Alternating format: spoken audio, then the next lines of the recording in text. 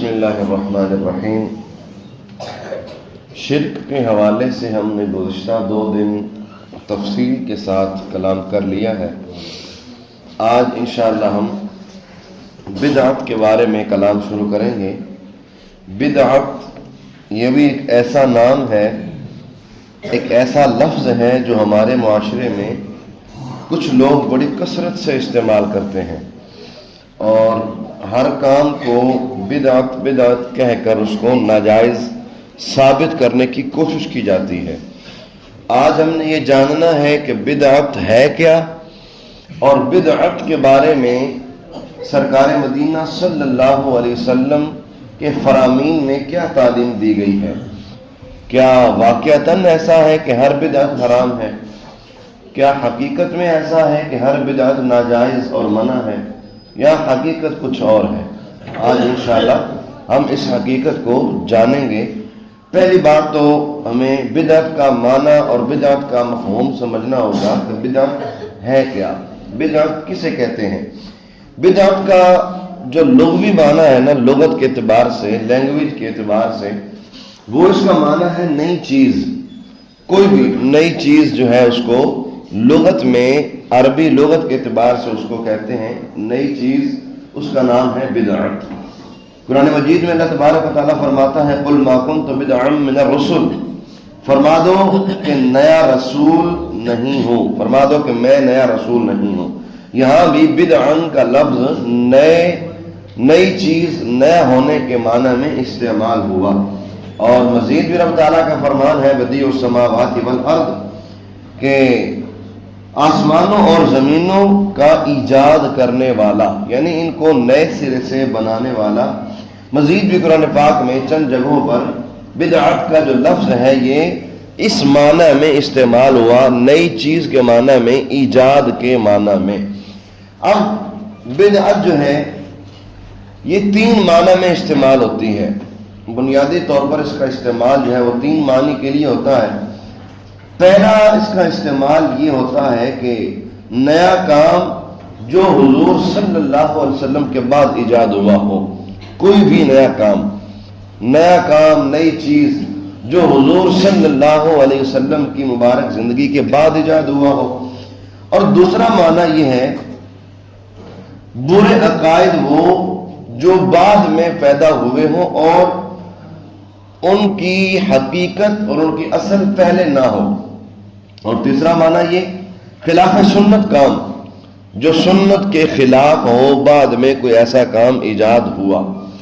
اب یہ 3 معنی ہیں بدعت کے، یہ 3 معنوں میں استعمال ہوتا ہے بدعت کا لفظ، جو کہ ہمارے معاشرے میں بڑی کثرت سے استعمال کیا جاتا ہے۔ اب بدعت کا یہ تو تھا لغوی معنی، نیا کام، نئی چیز، ایجاد، یہ اس کا لغوی معنی تھا۔ اب اس کا اصطلاحی معنی کیا ہے؟ شرعاً بدعت کسے کہیں گے؟ یوں سمجھ لیجئے کہ بدعت کی تعریف کیا ہے۔ بدعت جو بدعت ہے یہ بدعت بھی ایک طرح کی نہیں ہے۔ اس کی وجہ یہ ہے کہ حضور صلی اللہ علیہ وسلم کے فرامین جو ہے وہ مختلف ہیں۔ اس حوالے سے سرکار مدینہ صلی اللہ علیہ وسلم کے مختلف فرامین ہمیں کتب حدیث میں ملتے ہیں۔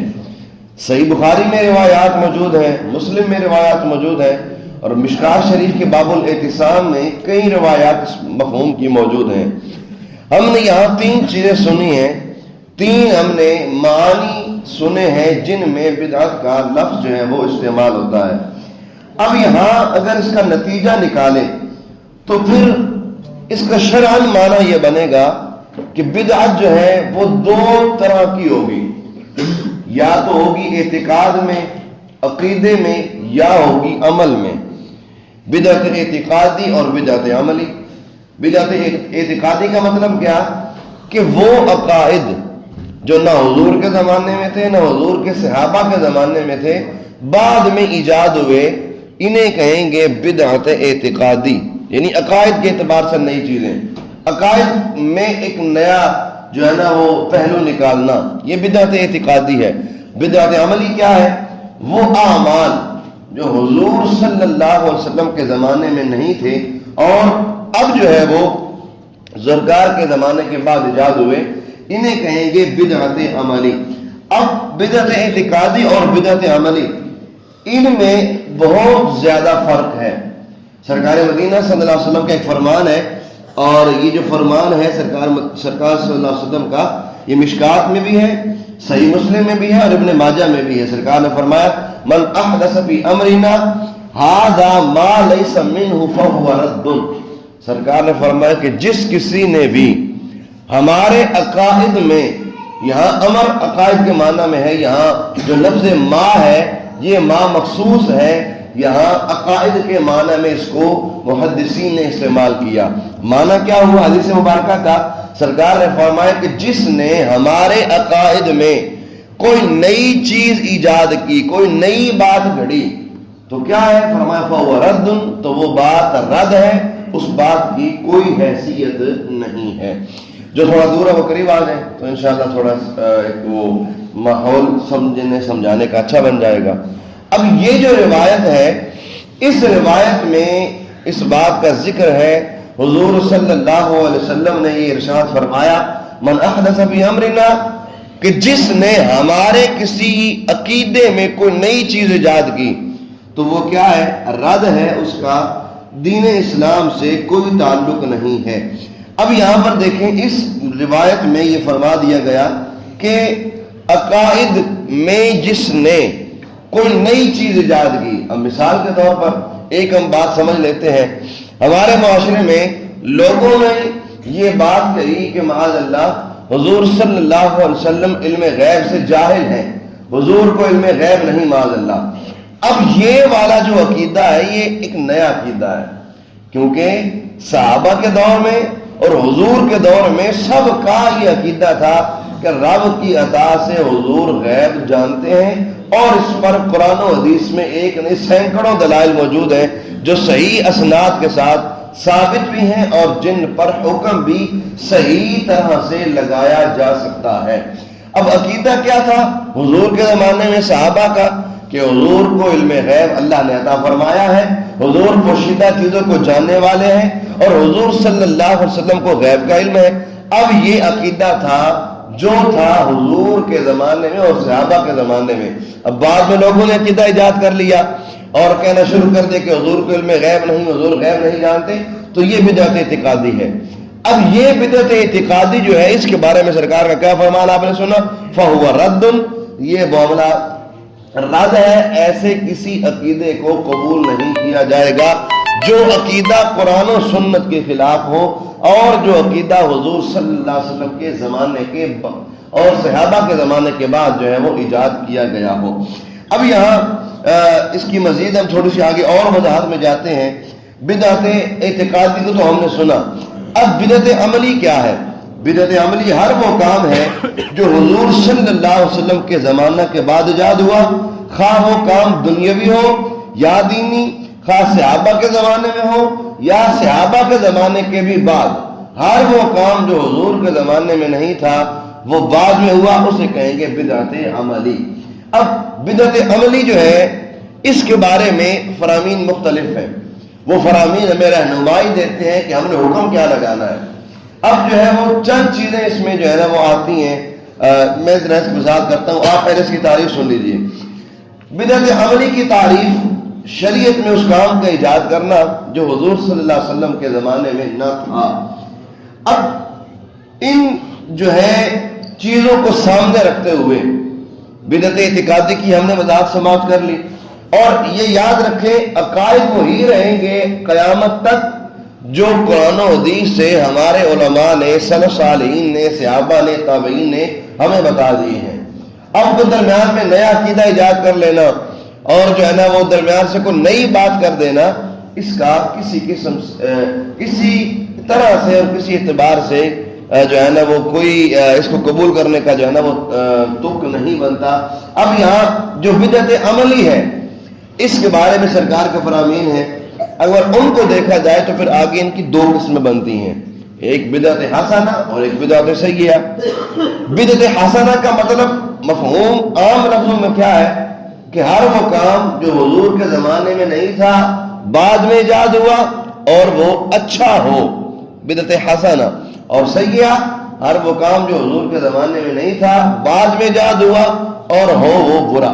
اب یہاں پر ایک روایت ہے، مشکات باب العلم میں یہ روایت موجود ہے۔ اب ذرا اس روایت کو سن کے دیکھیے گا، یہ روایت اور کن کتابوں میں ہے؟ یہی روایت صحیح مسلم میں بھی موجود ہے، یہی روایت نسائی کے اندر موجود ہے، ابن ماجہ میں موجود ہے، اور صحیح ابن حبان کے اندر موجود ہے۔ یعنی صحاح ستہ کی 3 کتب میں موجود ہے، مسلم، ابن ماجہ اور دوسری کتاب ہے نسائی شریف۔ اب روایت کیا ہے؟ حضور فرماتے ہیں من سن فی الاسلام سنۃ حسنۃ فلہ اجر من عمل بها من بعده من غیر ان ينقل من اجورهم شیء ومن سن فی الاسلام سنۃ سیئۃ فعلیہ وزرها۔ سرکار صلی اللہ علیہ وسلم کا فرمان ہے، فرمایا حضور نے کہ جس نے اسلام میں کوئی اچھا طریقہ ایجاد کیا، من سن فی الاسلام سنۃ حسنۃ، جس نے اسلام میں اچھا طریقہ ایجاد کیا اس کے لیے اس کا اجر ہے، من عمل بہا، اور اس کا بھی اجر اسے ملے گا جو جو اس پر عمل کرنے والا ہوگا۔ آگے حضور نے فرمایا کہ ساتھ اس کے کہ عمل کرنے والے کو جو ثواب ملے گا وہ عمل ایجاد کرنے والے کے ثواب میں کمی نہیں کرے گا، دونوں کو برابر برابر ثواب اللہ تبارک و تعالی عطا فرمائے گا۔ آگے فرمایا کہ اور وہ من سن فی الاسلام سیئۃ حسنہ، سرکار نے فرمایا کہ وہ جو اسلام میں کسی بری شے کو جو ہے نا وہ لائے، کوئی برا کام جو ہے نا وہ شروع کرے، تو اس پر اس کا بوجھ ہے، اس پر اس کا گناہ ہے، اور جو جو اس پر عمل کرے گا سب پر اس کا گناہ آئے گا، اور جو ہے وہ سرکار نے فرمایا کہ گناہ میں کوئی کمی بھی نہیں ہوگی، دونوں کا گناہ جو ہے وہ برابر برابر رہے گا۔ اب یہاں پر اگر دیکھا جائے تو یہاں پر بالکل واضح طور پر سرکار نے فرما دیا۔ ایک اور روایت صحیح بخاری میں ہے جس کے الفاظ ہے کل محدث بدعۃ وکل بدعۃ ضلالۃ، کہ ہر نیا کام بدعت ہے اور ہر بدعت گمراہی ہے، اور ہر بدعت جو ہے وہ جہنم میں لے جانے والی ہے۔ اب یہ روایت صحیح بخاری میں ہے، اور یہ جو روایت میں نے آپ کے سامنے رکھی یہ صحیح مسلم میں بھی ہے، نسائی میں بھی، ابن ماجہ میں بھی۔ اب لوگ جو ہے نا اس حدیث کو بنیاد بناتے ہیں، جی سرکار نے فرمایا کل محدث ضلالہ، کہ ہر نیا کام جو ہے نا کل محدث بدعہ، ہر نیا کام بدعت، اور ہر بدعت دلالت گمراہی، اور ہر گمراہی جہنم میں لے جانے والی ہے۔ لہذا کوئی بھی وہ کام جو حضور کے زمانے میں نہیں تھا بعد میں ہوا وہ ناجائز ہوگا، وہ حرام ہوگا، وہ غلط ہوگا، وہ بدعت ہوگا۔ تو صرف یہ سمجھنا اور اسی حدیث کو سامنے رکھ کر یہ حکم لگا دینا کہ سارے کام ناجائز، سارے کام غلط، جو حضور کے زمانے میں تھے بس وہی ٹھیک، پھر بات بہت آگے تک نکلے گی۔ پھر ہمیں اس حدیث کا معنی کیا کرنا پڑے گا؟ پھر اگر اس حدیث کو لے کر بیٹھ جائے تو اس حدیث کا انکار کرنا پڑے گا، کیونکہ یہاں تو سرکار نے تقسیم بیان فرما دی، یہاں تو سرکار نے دونوں چیزوں کو واضح فرما دیا کہ وہ طریقہ جو پہلے نہیں تھا بعد میں ہوا، یا وہ اچھا ہوگا یا برا ہوگا۔ اچھا ہوگا تو اس طریقے کو ایجاد کرنے والے کو ثواب ملے گا، جو جو عمل کرے گا سب کا ثواب اس کو ملے گا۔ اگر برا ہوگا تو گناہ اس پر، جو جو عمل کرے سب کا گناہ بھی اس پر آئے گا۔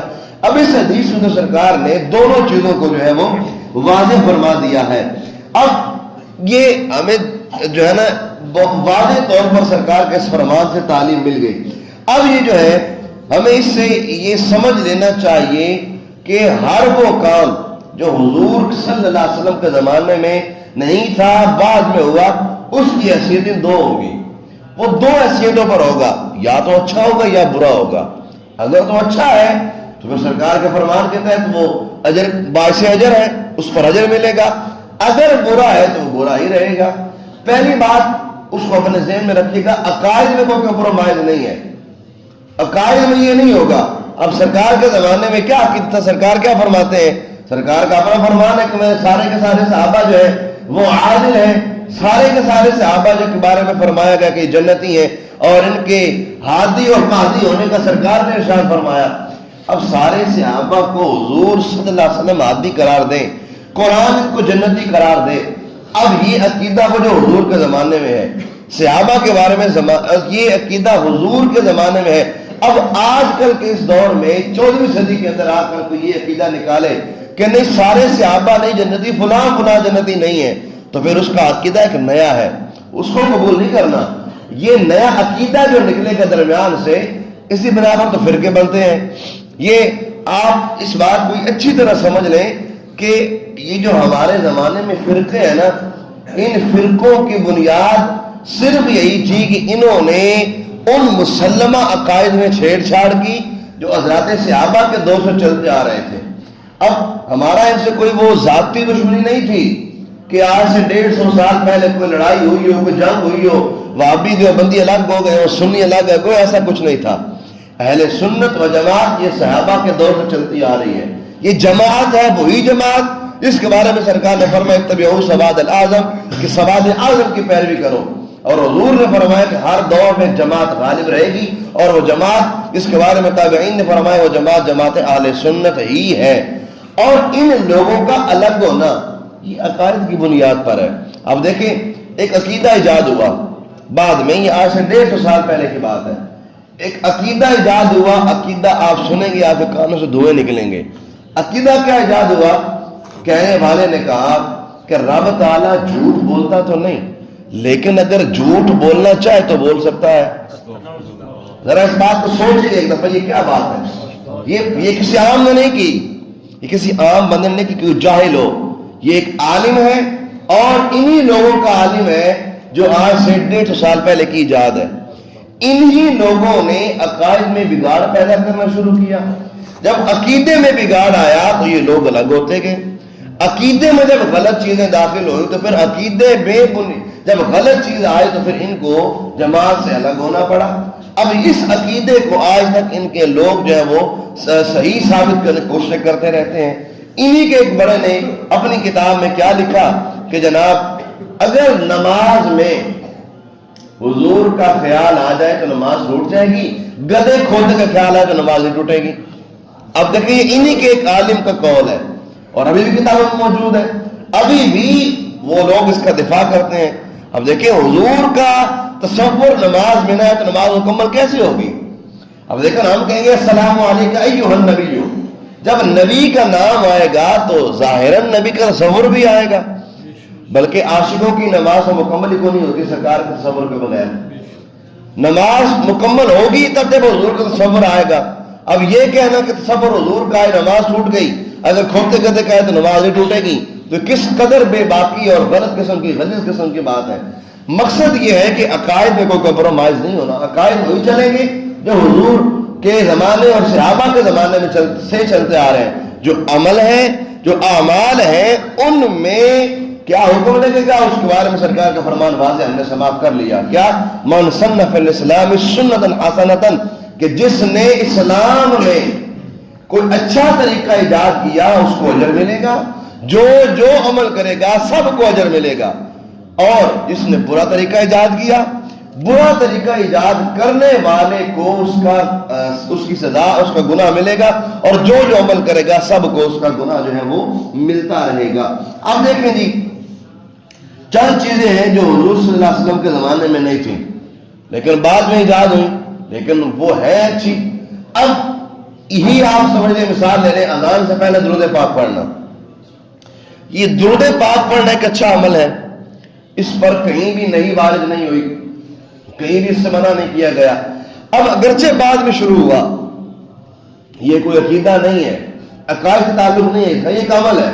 درود پاک پڑھنا ایک عبادت ہے، عمل ہے۔ اب یہ طریقہ نہ حضور کے زمانے میں تھا، نہ حضور کے صحابہ کے زمانے میں تھا۔ اب بعد میں شروع ہوا تو اب اسی حدیث جو مسلم نسائی ابن ماجہ میں ہے، اس کے سامنے رکھا جائے اس کو، اور دیکھا جائے کہ اس میں خرابی کیا ہے، اور اس میں کیا اچھائی والا پہلو ہے یا برائی والا پہلو ہے۔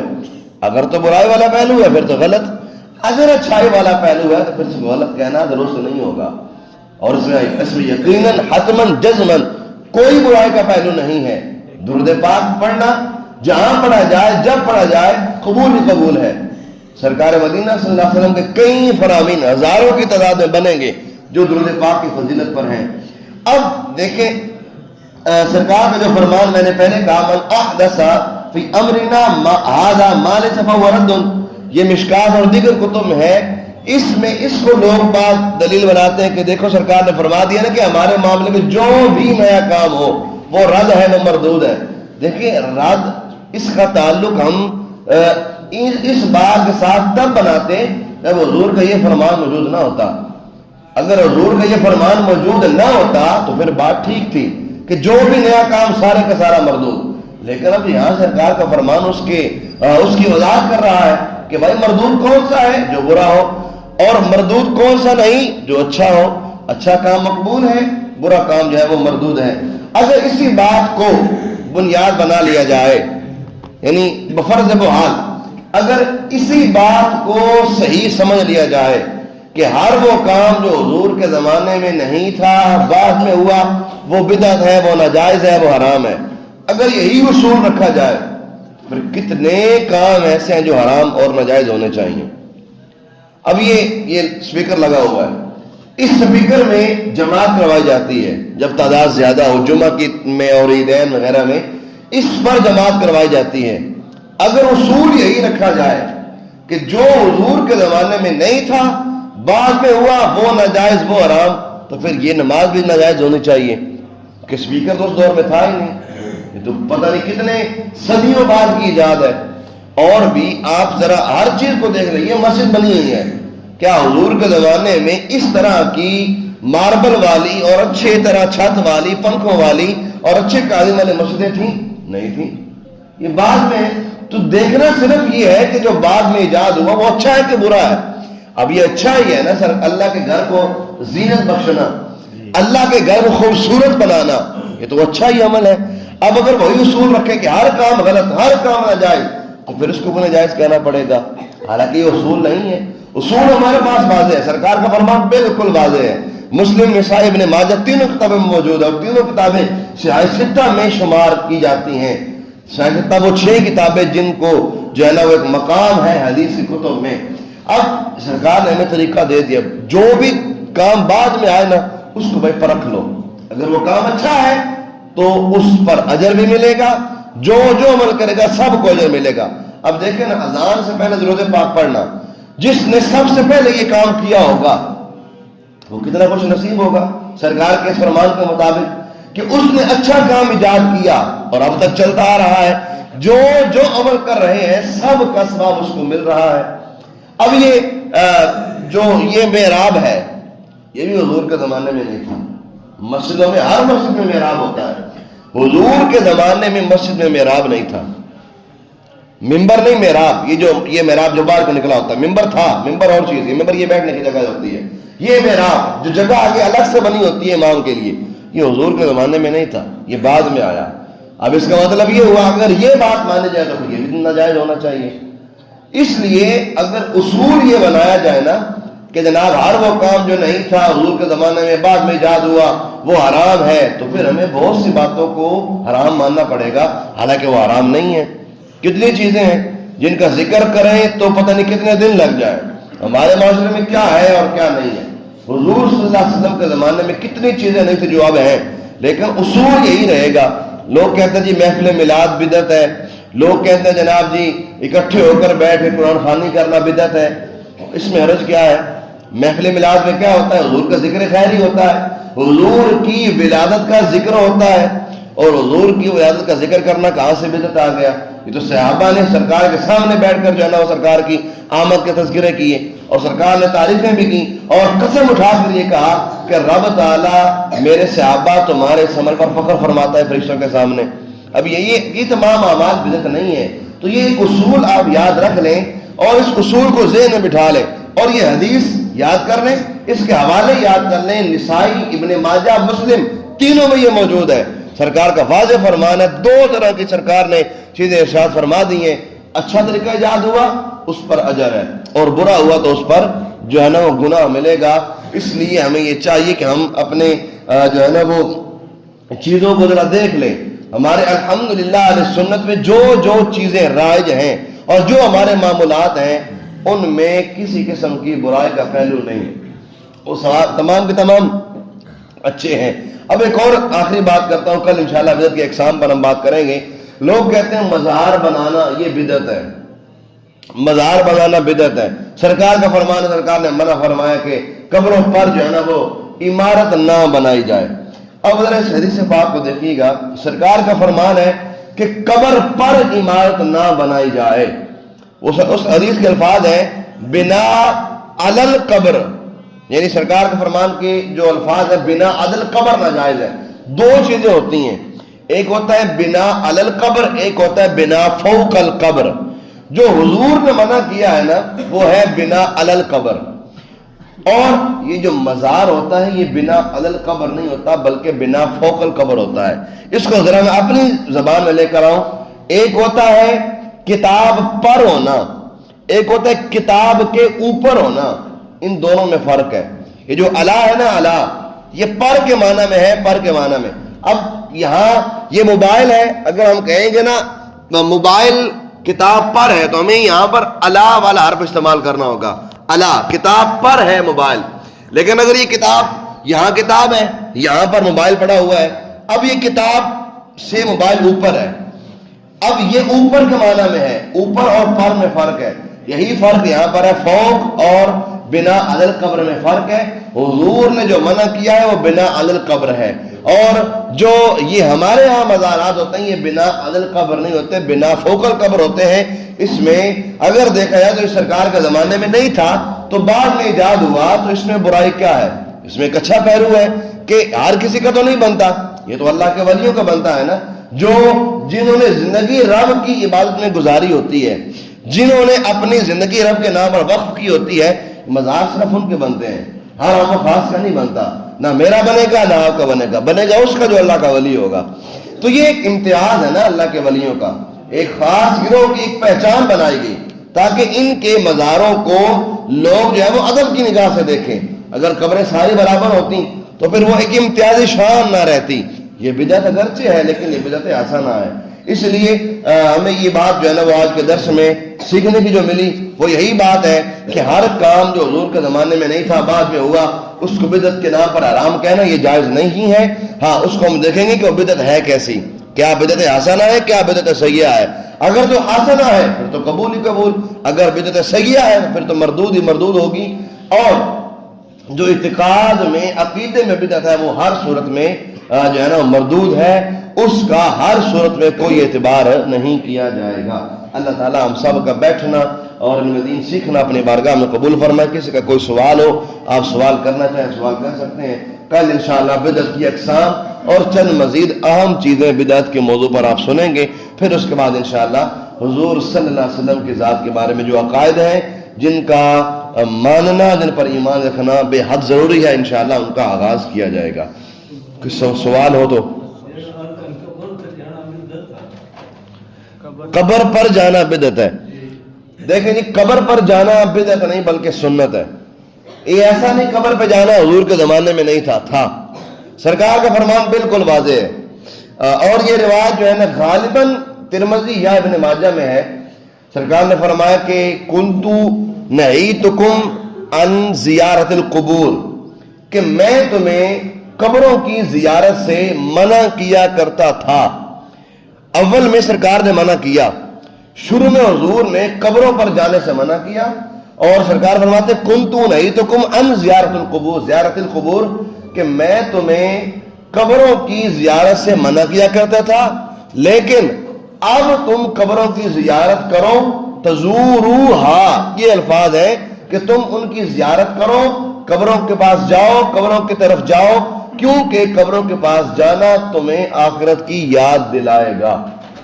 اب یہ سرکار کا فرمان میں بالکل واضح ہے۔ سرکار خود کئی دفعہ قبرستان تشریف لے گئے، اور وہ ایک روایت جو صحیح بخاری میں ہے، سرکار ایک دفعہ جا رہے تھے تو آپ نے دیکھا قبر تازی تازی بنی ہوئی ہے، تو آپ قبرستان کی طرف نکل رہے تھے، تو آج مجھے قبر کس کی ہے؟ تو بتایا گیا کہ یہ قبر فلاں عورت کی ہے جو آپ کی مسجد میں جھاڑو لگایا کرتے تھے۔ تو سرکار نے فرمایا تم نے مجھے بتایا کیوں نہیں کہ اس کا انتقال ہوا، میں اس کا جنازہ پڑھاتا۔ لوگوں نے کہا کہ وہ رات کے وقت اس کا انتقال ہوا تو ہم نے اس کو ویسے دفنا دی اور آپ کو اطلاع نہ دی۔ سرکار نے وہاں قبرستان میں اس قبر پر کھڑے ہو کر پہلے تو آپ نے اس کی نماز جنازہ ادا فرمائی، اور نماز جنازہ ادا کر کے حضور نے اس سے کلام کیا، حضور نے اس سے باتیں کی۔ اور دیکھیں لوگ کہتے ہیں نا مردہ سنتا نہیں ہے، حضور نے کلام کیا۔ اس ام محجن جو وہ عورت تھی سرکار کے مسجد کی خادمہ، مسجد کی جھاڑو لگانے والی، سرکار نے اس سے کلام کیا، اس نے حضور کا کلام سن کر جواب بھی دیا۔ اور سرکار نے پھر پوچھا کہ بتا تیری بخشش کس وجہ سے ہوئی؟ اس نے جواب دیا میری بخشش اس وجہ سے ہوئی اللہ کو میرا وہ عمل پسند آ گیا جو میں اپنی زندگی میں مسجد کی صفائی کیا کرتے تھے۔ دیکھیں یہ قبرستان گئے حضور، وہاں قبر پر جا کر حضور نے سوالات کیے، تو یہ کہنا قبروں پر جانا بدعت ہے، قبروں پر نہیں جانا چاہیے، یہ کسی قسم کا اس اعتراض سے کوئی سر پیرے نہیں ہے، اس کا تعلق بدعت سے ہے ہی نہیں، کیونکہ یہ تو سرکار کے زمانے میں بھی تھا، اور جو کام سرکار کے زمانے میں ہو اس کو بدعت کہنا ہی غلط ہے، بدعت تو ہے ہی ہو سرکار کے زمانے کے بعد ہو۔ اور آپ ایک ویسے مزاح کے طور پر بات، ایک خوش طبعی کے لیے بات، دیکھیں اگر یہی اصول ہو نا کہ حضور صلی اللہ علیہ وسلم کے زمانے کے بعد جو بھی تھا وہ سارے کا سارا بدعت ہے، تو ہر بندہ بھی بدعت ہوگا، پھر ہر بندے کو اپنے آپ کو حرام کہنا پڑے گا، کیونکہ میں تو نہیں تھا حضور کے زمانے میں، یہ آج کل کا جو مولوی ہے یہ سرکار کے زمانے میں تو نہیں تھا نا، یہ تو ابھی آیا نا 1400 سال گزرنے کے بعد، پھر یہ بھی بدعت ہونا چاہیے، یہ بھی حرام ہونا چاہیے، یہ بھی ناجائز ہونا چاہیے۔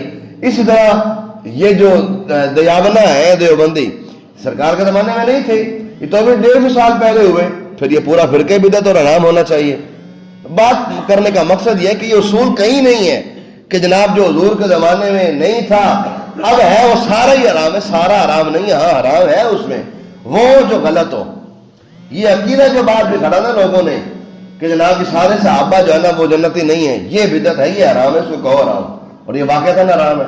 یہ حرام نہیں ہے کہ جناب سرکار کے زمانے میں جناب جی وہ اذان سے پہلے درود پاک نہیں تھا اب ہے تو یہ حرام نہیں ہے، اچھا ہے، یہ بدعت حسنہ ہے۔ سرکار کا فرمان صحیح مسلم والا جو میں نے سنایا آپ کو ابن ماجہ اور نسائی والا، اس فرمان کو یاد رکھ لیا جائے تو انشاءاللہ یہ سارے مسائل یہاں پر حل ہو جائیں گے، ختم ہو جائیں گے۔ کوئی اور سوال ہو؟ عورت کو قبر میں نہیں جانا چاہیے؟ جی عورت کو قبر پر نہیں جانا چاہیے، اس کے بارے میں بھی ایک فرمان کا مفہوم ہے کہ چونکہ عورت جو ہے یہ نرم دل ہوتی ہے، دل کے اعتبار سے یہ جو ہے نا وہ ایک نرم لہجہ رکھنے والی ہوتی ہے، تو ڈر ہے کہ کہیں یہ قبر پر جا کر آؤ بکا اور جو ہے نا وہ ماتم کی صورت اختیار نہ کر لے، اس لیے اس کو منع کیا گیا۔ یہ ہے کہ عورت جو ہے یہ اللہ کے ولی کے مزار پر صرف برکت کے لیے جا سکتی ہے، اور وہ بھی وہاں جہاں عورتوں کے لیے الگ سے جگہ کا اہتمام ہو، خلط ملط ہونے کی اجازت پھر بھی نہیں ملے گی۔ ہمارے مزاروں پہ یہ رواج اب نہیں رہا، اگر آپ تھوڑا سا جائیں نا پیچھے 40 سے 50 سال پیچھے جائیں تو یہ بڑا اہتمام ہوتا تھا مزارات پر، اللہ کے ولیوں کی درگاہوں میں وہاں عورتوں کے لیے الگ جگہ ہوتی تھی اور مردوں کے لیے الگ، لیکن اب اس کا بھی خیال نہیں رکھا جاتا، ہر جو ہے نا وہ مرد اور عورت کس ہونا کے سے اکٹھے جا رہے ہوتے ہیں جو کہ غلط اور ناجائز ہے۔ عورت عام روٹین میں قبرستان نہ جائے، یہ منع ہے۔ اگر کسی مزار پہ جاتی ہے تو بھی نیت صرف تبرک کی ہو، اللہ کے ولی کا قرب حاصل کرنے کی ہو بس، تاکہ اس کی قرب میں جائے، کیونکہ وہ ایک روایت ہے، حدیث تو نہیں ہے، روایت ہے کہ جہاں نیکوں کا ذکر ہوتا ہے وہاں رب کی رحمت کا نزول ہوتا ہے، اور ایک روایت میں یہ کہ جہاں نیک مدفون ہوتے ہیں ان کے ارد گرد 40 قبروں سے رب تعالیٰ عذاب اٹھا لیتا ہے، تو اس لیے ان کی برکت کے لیے اور ان کی قربت کے لیے جو ہے نا وہاں جائے گی اس نیت سے، تو پھر رب تعالیٰ کو ثواب عطا فرمائے گا۔ لیکن ادروائز اگر یہ نیت نہیں ہے، ویسے ہی جا رہے بس آنے جاتے ہیں، میں بھی چلی جاتی ہوں، تو پھر بھی درست نہیں رہے گا۔ کچھ لوگ کہتے ہیں کہ مردے کو برنا نظر آتا ہے، مردے کو برنا نظر آتی ہے، عورتیں برنا نہیں، اس طرح کی روایت نہیں ہے، مردے کو عورت برہنہ نظر آئے اس طرح کی روایت کہیں پر بھی نہیں ہے، اس طرح کی روایت کتب حدیث میں بالکل موجود نہیں ہے۔ اور کوئی سوال؟ کل انشاءاللہ بدعت کی اقسام پڑھیں گے، اس کی اقسام ہے، ایک بدعت واجبہ ہوتی ہے، بدعت مستحبہ، بدعت سیئہ، بدعت مکروہ، یہ ساری انشاءاللہ ہم جو ہے نا وہ کل دیکھیں گے۔ اور آج کے درس کا مفہوم کہہ لیں، نتیجہ کہہ لیں، سبق کہہ لیں، یہی ہے سرکار کا فرمان مسلم ابن ماجہ نسائی میں سرکار نے فرمایا کہ جس نے ہمارے اسلام میں کوئی طریقہ ایجاد کیا نیا، اچھا ہوگا تو اس کو اجر ملے گا، جو عمل کرے گا سب کو اجر ملے گا، اور جس نے برا طریقہ ایجاد کیا اس کو گناہ ملے گا، اور جو اس پر عمل کرے گا اس کو بھی اس کا گناہ جو ہے وہ ملے گا۔ جیڑیاں بیبیاں پیر دکھا رہے میاں گھر بیٹھا ہے، پیر دکھا رہے گڈی چھاڑ گئی۔ دیکھیں جی، محرم کے بغیر عورت کو شہری سفر کرنا ویسے ہی حرام ہے، جس طرح آپ نے کہا نا کہ مرد گھر بیٹھ رہے تھے عورت ٹر گئی ہے. بی بی آخیا میں سلام مانے ہوا میں پیر دکھا رہے سلام اگر نہیں، سلام اگر اس نے مانا ہے نا، سلام اگر مانا ہے تو وہ شرعی طریقے سے برا کرے. یہ درست نہیں ہے کہ میاں صاحب گھر ہیں اور عورت صاحب شرعی سفر کر رہی ہیں محرم کے بغیر، تو یہ ناجائز نہیں ہے. ہاں اس کے پاس اگر کوئی اور محرم ساتھ ہو، بھائی ہے، ابو ہے، چاچو ہیں، ماموں ہے، اور کوئی محرم اگر ساتھ ہے تو پھر تو ٹھیک ہے. لیکن اگر کوئی محرم نہیں ہے، وہ شرعی سفر کر رہی ہے تو یہ ناجائز و حرام ہے. اور ایک اور بات یاد رکھیں، ہمارے یہاں نا عورتیں جاتی ہیں عمرے پہ، وہ فرضی محرم بنے ہوتے ہیں، ان کا عمرے پہ جانا بھی ناجائز ہے.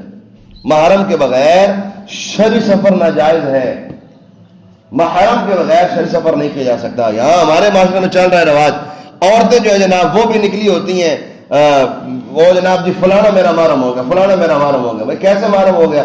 جب شریعت نے محرم نہیں بنایا تو آپ بار اس کو کیوں بناؤ؟ تو اتنا مقدس سفر جو ہے نا وہ اپنا صرف اس بنا پر جو ہے نا وہ ضائع کر بیٹھتی ہیں، محرم ساتھ نہیں ہوتا. ہاں کسی نے سلام اگر مانا ہوا ہے تو وہ شرعی طریقے سے پورا کرے، با پردہ جائے، شوہر بھی ساتھ ہو یا کوئی جو ہے نا وہ محرم ساتھ ہو، اور وہاں با پردہ جائے اور وہاں با پردہ جا کر فاتحہ شریف پڑھے، فاتحہ شریف پڑھ کے دعا مانگ کے واپس آ جائے. بس یہی طریقہ ہے شرعی. اور اس میں کوئی نہیں کہ جناب وہاں جائے گی تو وہ نیاز بھی کرے لازمی طور پر، یہ بھی کرے، وہ بھی کرے، فلاں کرے، وہ کرے. یہ درست نہیں ہے. ایک سوال کل ہوا تھا، اس کو جواب انشاءاللہ کل دوں گا، ابھی ٹائم ہمارا کافی اوپر نکل چکا ہے. کل ایک سوال کا جواب یہ، مزاروں پہ ہمارے یہاں کہیں تالے لگے ہوتے ہیں، کہیں لیریں نافجی ہوتی ہیں، کہیں کچھ کہیں کچھ کہیں کچھ. یہ بہت عجیب و غریب کام شروع ہوا ہے. اس پر بھی انشاءاللہ کل کلام کریں گے. رب تعالیٰ ہم سب کو آج جو ہم نے سنا ہے یاد رکھنے، عمل کرنے کی توفیق عطا فرمائے. الحمدللہ رب العالمین والصلاة والسلام علی سید المرسلین. ربنا آتنا فی الدنیا حسنۃ وفی الآخرۃ حسنۃ وقنا عذاب النار.